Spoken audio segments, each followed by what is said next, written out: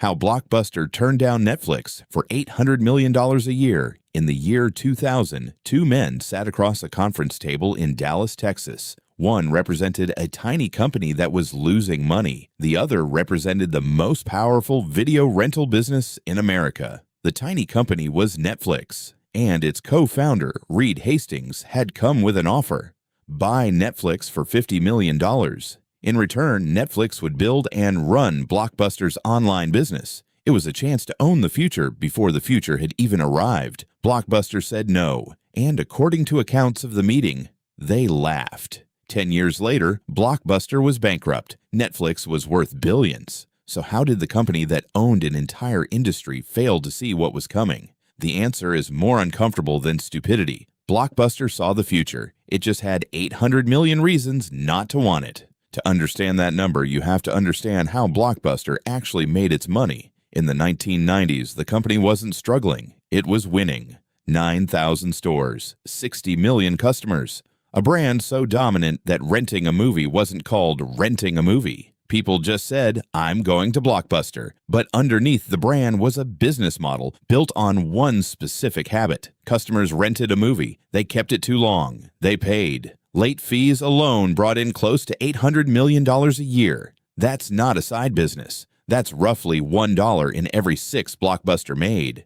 And unlike a DVD or a store lease, a late fee costs almost nothing to collect. It was close to pure profit. Then came Netflix, built around exactly one promise: no due dates, no late fees, ever. Reed Hastings later said the idea came partly from a $40 fee he paid on a rented copy of Apollo 13. He hated it enough to build a company around eliminating it, which meant Netflix wasn't just a smaller competitor. It was a business designed to destroy Blockbuster's most profitable habit. So when Hastings sat down in Dallas in 2000, he wasn't just offering an acquisition. He was asking Blockbuster to pay $50 million to dismantle $800 million of its own revenue on purpose, years before it had to. Walking away didn't sound reckless. It sounded like protecting the business. For a while, it looked like the right call. Blockbuster kept growing. Netflix grew too, but from a much smaller base. Freeze the story in 2003,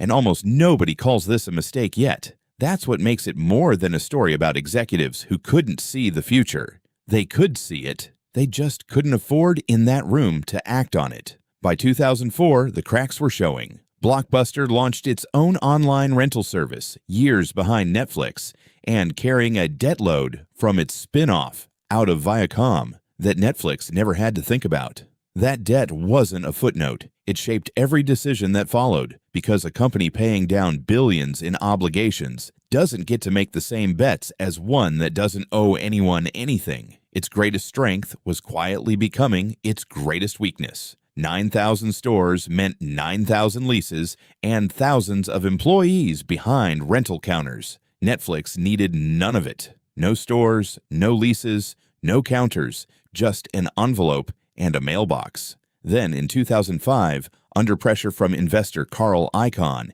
and Netflix's growing subscriber base, Blockbuster eliminated late fees entirely. The habit that had quietly funded the company for a decade was gone, and the fix came so late and was marketed so carelessly that it drew a class action lawsuit on top of the lost revenue.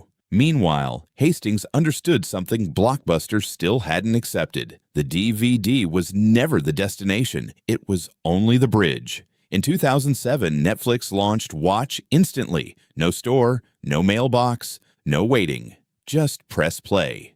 Netflix wasn't trying to become a better Blockbuster anymore. It was becoming something Blockbuster's own size made impossible to copy. Every store was now an obligation. Every lease, a cost. Every employee, a cost.